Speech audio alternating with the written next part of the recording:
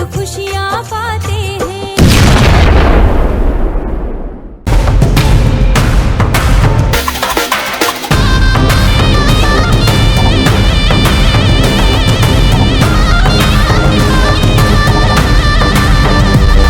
कर्म को सुधारने के बाद अगर महाकुंभ में आप डुबकी लगाएंगे तो मेरी मां गंगा आपके पापों को धो देगी, निसंदेह धो देगी। ये सत्य है, सत्य है, सत्य है। लेकिन कर्म को सुधारिए और पाप को धोने का तरीका सुन लीजिए। केवल गंगा स्नान से नहीं होगा। अब आप कहेंगे पाप क्या है और पुण्य क्या है, जरा बता दीजिए। बहुत बार सुना है संतों से, पाप मत करो, पाप मत करो। तो आखिर में ये पाप है क्या?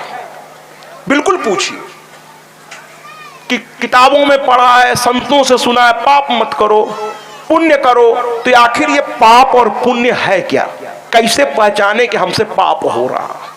बिल्कुल पूछिए हमसे, है ना।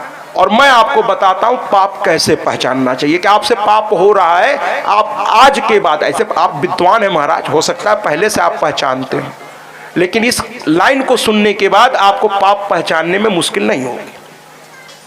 पाप की परिभाषा सुन लीजिए। पाप तो कई बार सुना कि पाप मत करो। पाप है क्या? पाप वो है जब आप कोई काम करें और आप उस काम को छुपा के करें और कोई देख ले तो उससे कहे किसी को पता न चले। जिस काम को आप छुपा के करें और आप ये कोशिश करें कि ये काम दूसरों को पता ना चले, महाराज, वही पाप है। क्योंकि अच्छा काम छुपा के आदमी करता ही नहीं है। देखिए ना, अच्छा काम डंके के चोट पे लाउड स्पीकर लगे हुए हैं बड़े बड़े, महाराज। आप व्रत रहते हैं तो आप छुपा के नहीं करते, तब तो आप घूम घूम के बताते हैं आज सुबह से समझ लो जल भी नहीं पिए हैं, आज व्रत है ना। अरे कौन आपसे पूछ रहा है आप क्या हैं, लेकिन आप बता रहे हैं लोगों को आज व्रत है, समझ लो सुबह से जल नहीं पिए हैं। यानी आप पुण्य कर रहे हैं। पुण्य प्रकाशित होना चाहता है, पाप छुपना चाहता है। पुण्य प्रकाशित होना चाहता है। देखिए ना कितना बड़ा पंडाल लगा है, ये प्रकाशित हो रहा है, लोगों को बताया जा रहा है आइए यहाँ यज्ञ हो रहा है, आइए यहाँ माँ की ये अच्छा काम हो रहा है, आइए आइए, माइक से बोला जा रहा है, आइए। छुपाया नहीं जा रहा, प्रकाशित किया जा रहा। तो पुण्य प्रकाशित होने के लिए बेचैन होता है और पाप छुपने के लिए बेचैन रहता है कि किसी को पता न चले। जो कर्म किसी को बताने में आपको शर्म आवे, समझ लीजिए आपने पाप कर रखा है। और जो कर्म सीना ठोक के आप बता सकिए कल मैंने ये किया, कल मैंने ये किया, कल मैंने ये किया, समझ लीजिए ये पुण्य है। तभी तो आप सीना ठोक ठोक के बता रहे हैं। और कहना नहीं चाहिए गंगा जल चरणामृत सबके सामने आप ऐसे लेते हैं, सर लगाते हैं और उसको ग्रहण करते हैं। कहना क्या नहीं चाहिए ये सुनिए। लेकिन जब मदिरा आप पीते हैं तो छुपा के कहीं कोने में खड़े होके, धीरे से कोई देख तो नहीं रहा, या घर में बंद कमरे में या डाइनिंग हॉल में या बार में जाके बैठ के चुपचाप पीते हैं। खुलेआम नहीं पी सकते, सरकार भी मना कर रखी है, खुलेआम नशा करोगे जेल में डाल देंगे। लेकिन गंगा जल सीना ठोक के पीते हैं आप। तो हमें उम्मीद है कि आप समझ गए होंगे कि पाप छुपना चाहता है और पुण्य प्रकाशित होना चाहता है। तो ऐसे कर्मों से बचिए जिसे बताने में आपको शर्म आए। ऐसे कर्म करिए ही नहीं, और वो कर्म बार बार सीना ठोक कर करिए जो बताते हुए आपको गर्व महसूस हो। करिए महाराज। राजा सरियाती ने कहा अंबा यज्ञ करो। अंबा यज्ञ प्रारंभ हुआ और देवी भागवत दोनों पति पत्नी, जो प्रमुख पत्नी थी उसके साथ राजा यजमान बन करके देवी भागवत प्रतिदिन एक बहुत बड़े विद्वान को बुला करके देवी भागवत सुनने लगे। पूरा ये कार्य 9 दिन चला। 10वें दिन पूर्णाहुति हवन हुई। माँ की कथा, माँ का हर चीज 9 दिन चलता है। 9 दिन, अगर 9 दिन नहीं चलेगा तो ये अपूर्ण माना जाएगा। यहां पर जो मैं बात कह रहा हूं कि राजा सरियाती ने पूरे 9 दिन तक मां की कथा सुनी। 9 दिन, ध्यान से सुनिएगा। 9 दिन मैया आएगी, 9 दिन 9 स्वरूप में मां का आगमन होता है। 9 दिन, नवरात्र भी 9 रात्रि है। मां की साधना रात्रि में भी होती है। नवरात्रि, जब तक 9 रात पूरी नहीं होगी। कभी किसी तिथि का क्षय हो जाता है, कभी कभी सप्तमी अष्टमी एक दिन आ जाता है, क्योंकि हिंदू धर्म में सूर्योदय के समय जो तिथि होती है वही मान्य होता है। सूर्योदय के समय जो तिथि होती है। तो कहने का तात्पर्य यह है कि जैसे ही देवी भागवत पूरा हुआ, 9 दिन के बाद 10वें दिन पूर्णाहुति किया महाराज ने, और सभी गरीबों को, दीन दुखियों को दान दक्षिणा दिया। जिन संतों को बुलाया था उनको भी खूब दान दक्षिणा दिया, सबको प्रणाम किया। लगे हाथ एक बात बता दें कि अगर आप किसी संत को या यज्ञ के आचार्यों को अपने यहाँ बुलाइए तो उनको सम्मान दीजिए। अगर वो प्रसन्न होके जाएंगे, अंतिम समय में अक्षत छिड़क कर आपको आशीर्वाद दे के जाएंगे, तभी आपका कार्यक्रम पूर्ण रूप से फलीभूत। अगर वो नाराज और दुखी होके चले गए महाराज, तो कार्यक्रम अधूरा है। इसलिए जिन आचार्यों को आपने बुलाया है, जिन संतों को बुलाया, उनका सम्मान करिए। 9 दिन उनको सम्मान के साथ रखिए और जाते समय कहिए महाराज जी आशीर्वाद दे के जाइए। वो जिंदगी भर के लिए ना आचार्य लोग बेचारे आए हैं यहाँ, न मैं आया हूँ। 9 दिन आपके वो मेहमान है, इसके बाद वो तो उड़ते पंछी हैं, फिर वो कहीं और चले जाएंगे। तो ये 9 दिन सभी का सम्मान करते हुए उनको प्रेम के साथ विदा करिए, आशीर्वाद लेकर विदा करिए। कहने का तात्पर्य ये है कि इसी तरह हमारे राजा सरियाती ने भी किया। सब कुछ अच्छे से निपट गया। कुछ दिनों में रानी गर्भवती हुई और उनको एक कन्या पैदा हुई, और इतनी सुंदर थी, चूंकि देवी भागवत के सुनने के बाद स्वयं देवी लग रही थी। माँ दुर्गा की बड़ी बड़ी आंखें, बाल घने, कान लंबे लंबे, कुछ ऐसा ही स्वरूप उसका था। धीरे धीरे वो राजा के लड़की थी, कोई कमी तो था नहीं महाराज, बड़ी होने लगी। बड़ा आनंद आएगा इस कथा में। अब धीरे धीरे आप आनंद लीजिए इस कथा का। अब उस कहते ना, जो बड़े घरों में बच्चे पैदा होते हैं उनको गरीबी क्या है पता ही नहीं होती, उनको कोई कमियां नहीं है महाराज। वो कहते हैं ना, चांदी का चम्मच मुंह में लेके ये लोग पैदा हुए हैं, माने कोई कमी ही नहीं है। तो उसको गरीबी क्या है, तकलीफ क्या है, ये सब उसको पते नहीं था। उसके कहने से पहले दास दासियां उसके लिए 56 प्रकार के व्यंजन, नाना प्रकार के आभूषण, नाना प्रकार के वस्त्र, चलती थी तो फूल बिछा दिए जाते थे कि इसके पैर जमीन पे न पड़े। बड़ी हो गई, थोड़ी बड़ी हो गई, और उसके साथ भाई देखिए वीआईपी के बच्चों के साथ वीआईपी खेलेंगे, तब उनके साथ सेनापति की लड़की, महामंत्री की लड़की, मंत्रियों की लड़की। आम आदमी कहाँ पहुंच पाता है बड़े लोगों के नजदीक, दूर से ही प्रणाम करना पड़ता है ना। तो राजकुमारी थी, तो मंत्री के लड़की, सेनापति की लड़की, या उस राज्य को, कहने का तात्पर्य यह है कि वो जो है राजा की लड़की आज बगीचे में चली गई। सुनते जाइए, कहानी घूमेगी बड़ी तेजी से, बड़ी बारीकी से सुनिएगा। कभी कितना सुख है उसको, दास दासियां सब तरफ से उसको आनंद ही आनंद है महाराज, कोई कमी नहीं है। वो इशारा करती है, नौकर दौड़ पड़ते हैं, क्या चाहिए। राजकुमारी एक ही लड़की राजा की, 4000 रानियां में एक लड़की, उसको सब आंख का तारा बनाए घूम रहे थे। अब वो बच्चों में देखिए ना कितना आनंद ले रहे हैं, सब छोटे छोटे बच्चे हैं, क्या आनंद, जैसे लग रहा है हवा की तरह उड़ रहे हैं बच्चे। बच्चों में चिंताएं घेर लेंगी, लेकिन अभी बच्चे हैं, उनको पता ही नहीं है उनके घर में क्या समस्या क्या नहीं है, वो तो माँ बाप जान रहे हैं, अभी तो वो आनंद ले रहे हैं। बचपन इसी को कहते हैं कि कोई चिंता ही नहीं है बचपन में। इसीलिए एक बार एक बड़े लेखक ने लिख दिया, मेरा बचपन मुझे लौटा दो। बचपन का आनंद ही कुछ और है।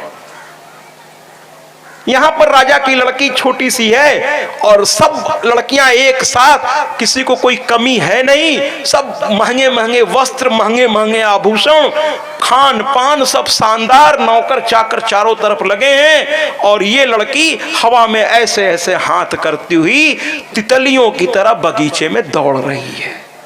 साथ में सेनापति की लड़की भी ऐसे ऐसे कर रही है। महामंत्री की लड़की भी ऐसे ऐसे, बड़े बड़े व्यापारियों की लड़कियां भी उसके साथ ऐसे ऐसे सब खेल रही हैं।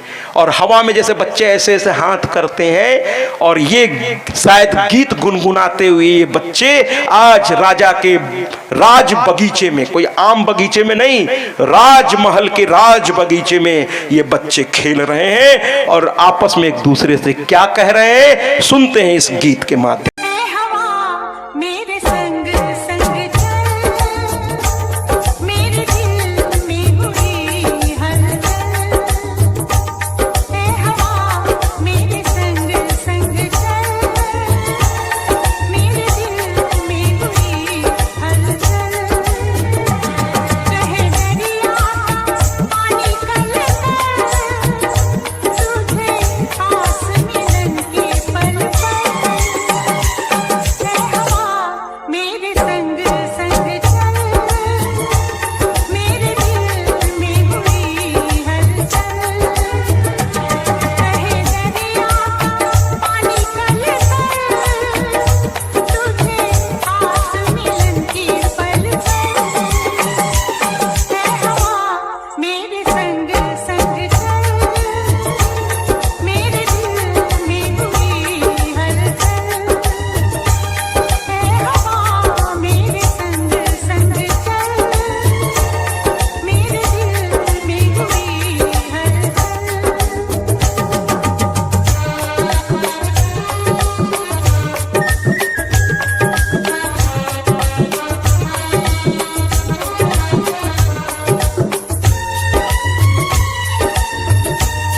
बोल साचे दरबार की।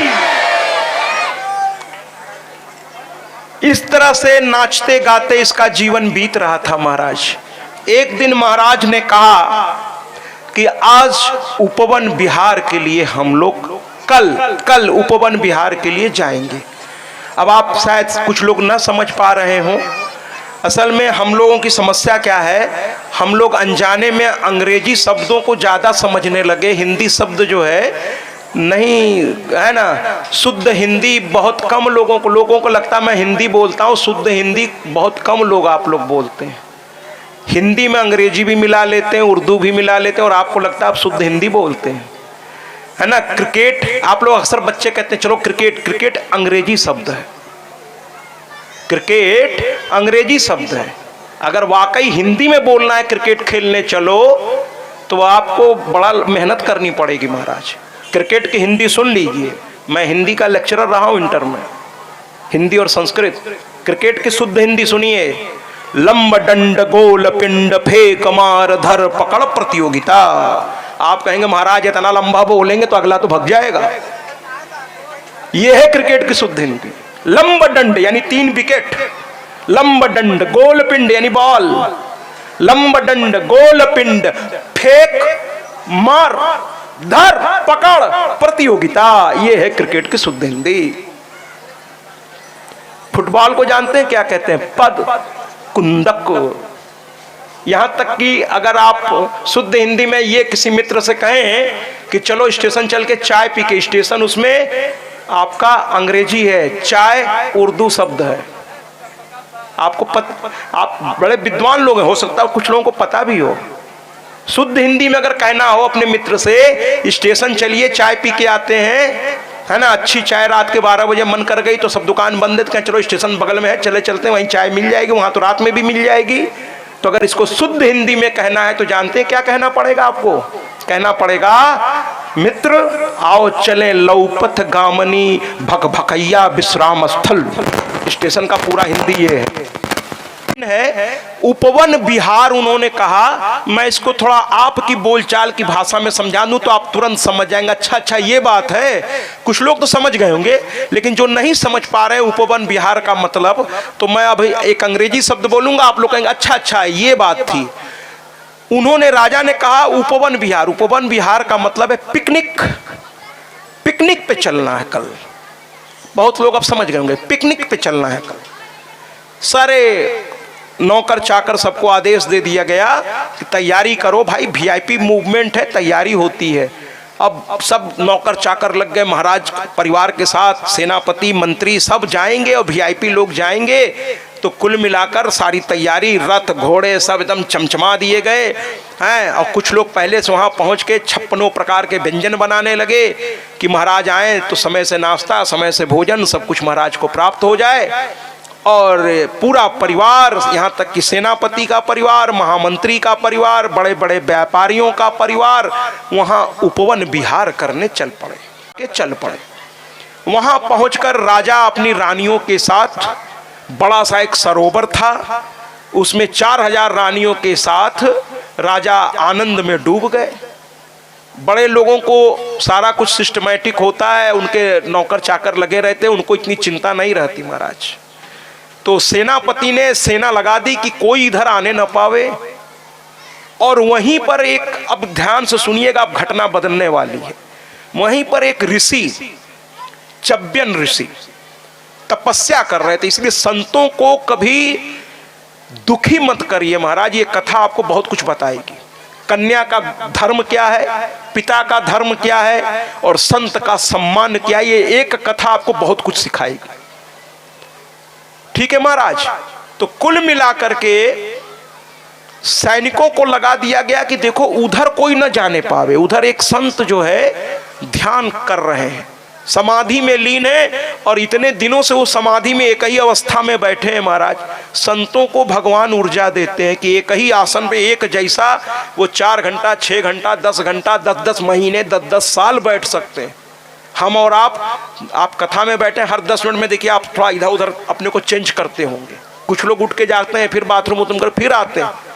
लेकिन हम लोगों को बंधन है कि जब तक पहली आरती से आखिरी आरती ना हो जाए, एक ही आसन में एक ही तरह से बैठे रहना, ये भी एक साधना है। तो कहने का तात्पर्य ये है कि संत इतने दिनों से साधना कर रहे थे कि उनके ऊपर चींटियों ने दीमक बना दिया, मिट्टी का ढेर लगा दिया। संत उसके अंदर छुप गए, लेकिन वो हिले नहीं अपने आसन से, और वो जगदम्बा के ध्यान में लगे थे।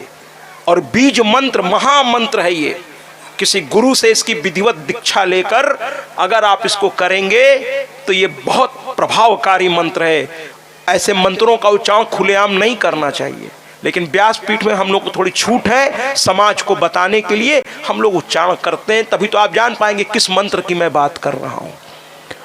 ओम ऐं ह्रीं क्लीं चामुंडाय बिच्चे, ये महामंत्र है। तो ये संत वही मंत्र का जाप, जगदम्बा के परम भक्त चब्यन ऋषि बूढ़े हो गए हैं, बाल दाढ़ी सब सफेद, और तपस्या करते करते उनका शरीर एकदम सूख गया है। संत की पहचान होती है महाराज कि उसका शरीर दुबला पतला, धीरे धीरे। हमने सुना है बक्सर में एक संत है जो सिर्फ नारियल के खोपड़ी में 2 बार केवल कच्चा दूध, बाकी दिन भर वो कुछ नहीं खाते। ऐसे ऐसे संत हैं अभी भी इस धरा पर। इसी तरह हमारे प्रयागराज में, मैं बड़े आदर के साथ कहता हूँ, एक फलाहारी बाबा हैं जिन्होंने आज मतलब 84 साल की उम्र तो हो ही गई होगी उनको। मुझे बड़ा उनका प्यार मिलता है। मैं जब भी संतों के पास जाता हूँ, सभी संत सर पे हाथ रख देते हैं, कहते हैं आप बहुत अच्छा काम कर रहे हैं, और आप जैसे विद्वान, अब ये उनके शब्द हैं कि इस क्षेत्र में आप जैसे लोगों की ज़रूरत है। लेकिन ये संसार का माया मोह, जिनके पास सब कुछ है, वो छोड़ के इधर आना ही नहीं चाहते। आप अगर सब कुछ छोड़ के इधर आए हैं तो वो कहते हैं आप नहीं आए हैं महाराज, ये मैया आपको इधर ले आई है, मैया की आप पर कृपा है, वरना ये माया मोह जल्दी छोड़ती नहीं है, ये मैया की कृपा है। तो फलाहारी बाबा, मैं जब भी उनका नाम लेता हूँ कानों पर हाथ रख ले, किसी भी संत का मैं नाम लेता हूँ कि मुझे अगर नाम लेने में कहीं ऊपर नीचे हुआ हो तो वो मुझे क्षमा करें। संत हैं ये लोग। तो कहने का तात्पर्य है भैया, तो कहने का तात्पर्य ये है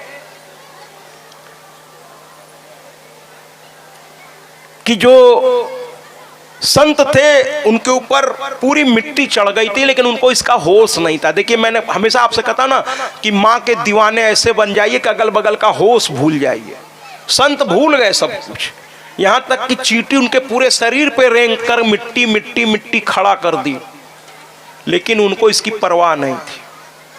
वो उसी अवस्था में पूरे मिट्टी से ढक गए, लेकिन उनके मुंह से बस वही निकल रहा था, ओम ऐं ह्रीं क्लीं चामुंडाय विच्चै, ओम ऐं ह्रीं क्लीं चामुंडाय विच्चै, ओम ऐं ह्रीं क्लीं चामुंडाय विच्चै, ओम ऐं ह्रीं क्लीं चामुंडाय विच्चै। मंत्र में एक तरंग होती है महाराज, उसको अगर साम वेद विधि से गाया जाए, जो हमारे नारद जी गाते हैं या स्वयं महादेव गाते हैं, तो इसका प्रभाव तो आप कल्पना नहीं कर सकते। मंत्र को सही ढंग से उच्चारण करिए, मंत्र में नाद होता है और वो नाद धीरे धीरे धीरे धीरे लहर बन के ऊपर चढ़ने लगती है। और एक दिन जिस इष्ट का आप मंत्र जप रहे हैं, लोग कहते हैं भगवान सुनते नहीं। अरे महाराज, भगवान तक कभी आपकी आवाज नहीं जा रही है। आप करिए, साधना करते करते पहले आपके पाप खत्म होंगे, फिर पाप करने की आदत छूटेगी, फिर धीरे धीरे पुण्य इकट्ठा होना शुरू होगा। थोड़ा समय लगता है, समय लगता है। और जिस दिन आपकी साधना पूरी होगी, विश्वास करिए, जिस दिन आपका पहला शब्द भगवान तक पहुंचेगा, उसी समय भगवान सिंहासन छोड़ के आपके लिए दौड़ पड़ेंगे। द्रौपदी ने सबसे कहा मेरी लाज बचाओ, और अंत में उसने जब साड़ी थोड़ी सी बची रह गई, पल्लू मुंह में दबाया और दिल से उसने, चूंकि रात दिन वो कृष्ण को याद करती थी, कृष्ण को अपना सखा मानती थी, तो जैसे ही उसने कहा हे कृष्ण, अब तुम्हारे सिवा कोई और नहीं है। कृष्ण उस समय बैठे हुए थे, अचानक से उनको जैसी आवाज सुनाई दी, भगे महाराज, पैर में चप्पल खड़ाऊं या पादुका जो कहना हो कह लीजिए, नहीं पहने। उनका ये पट जो है पीछे की ओर छूट गया। रानी रुक्मणी कहीं अरे क्या हो गया, कहां भाग के जा रहे हैं ये। अब वो भागते हुए गए और जा करके तुरंत वहां खड़े हो गए। तो भगवान तो एक पुकार में आते हैं, और आते ही जो साड़ी बढ़नी शुरू हुई महाराज, कि वहां बैठा एक कवि लिख पड़ा कि सारी बीच नारी है कि नारी बीच सारी है, सारी ही की नारी है कि नारी ही की सारी है। साड़ी इतनी बड़ी कि लोगों को समझ में नहीं आए।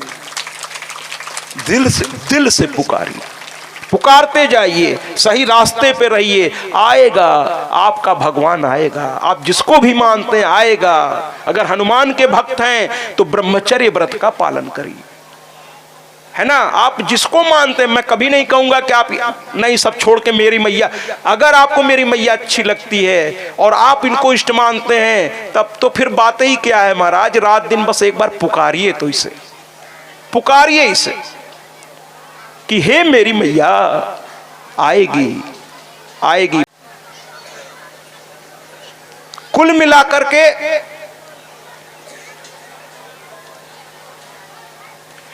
यहां पर सैनिक लगे थे, इधर कोई नहीं जाएगा, इधर एक संत ध्यान में मग्न है, वो भंग नहीं होना चाहिए। और राजा भी थोड़ी दूर पे थे बेचारे, वो पूरा समझते थे। बड़े लोग जो बड़ा बनता है, चाहे कहीं से जमीन से उठकर जो बड़ा बनता है, वो भी जब सब समझता है तभी जमीन छोड़ के ऊपर की ओर जाता है ना। तो मर्यादा राजा समझते थे, वो दूर सारा कार्यक्रम वहां रखे ही नहीं थे। लेकिन ये बच्चे हैं, ऐ हवा मेरे संग संग चल। अब बच्चे हैं महाराज, अब वो उछलते कूदते उधर की ओर चल पड़े। सेना को लगा कि बड़े लोगों को रोकना, ये तो बच्चे हैं, इनको क्या रोकना, ये तो बच्चे हैं, ये किसी का क्या बिगाड़ लेंगे। सेना ने मुस्कुराते हुए देखा हमारी राजकुमारी है। अब भैया, अब डीएम की लड़की हो तो अब दरोगा भी उसको रोकेगा नहीं, कहेगा अरे डीएम साहब अभी नाराज हो जाएंगे। अब सेना कहने लगी अरे महाराज की राजकुमारी है, अब इसको कैसे रोक सकते हैं। वो अंदर चली गई, उसके साथ साथ और लड़कियां भी चली गई, सेना वहीं खड़ी है महाराज। बड़ों को रोक कि उधर नहीं जाना, उधर संत बैठे, लेकिन बच्चों को नहीं रोका, यही गलती हो गई। अब बच्चे खेलते खेलते गए, अचानक से सुकन्या ने क्या देखा, एक मिट्टी का ढेर और उसमें जुगनू की तरह दो चीज कोई चमक रही थी। अब यहीं से सुकन्या की जिंदगी बदलेगी और आप रोने लगेंगे धीरे धीरे इस कथा में। सुकन्या ने सोचा अरे जुगनू जैसी चमकती चीज क्या है। उसने दो नोकीले चीज उठाई कहीं से। इसीलिए कहते हैं, हमारे पूर्वज कह गए हैं कि करने से पहले 1000 बार सोचिए, क्योंकि एक बार कर दोगे फिर उसका फल भोगना पड़ता है। ला करके जुगनू की तरह आंखें चमक रही थीं, जुगनू की तरह। नोकीली चीज उठा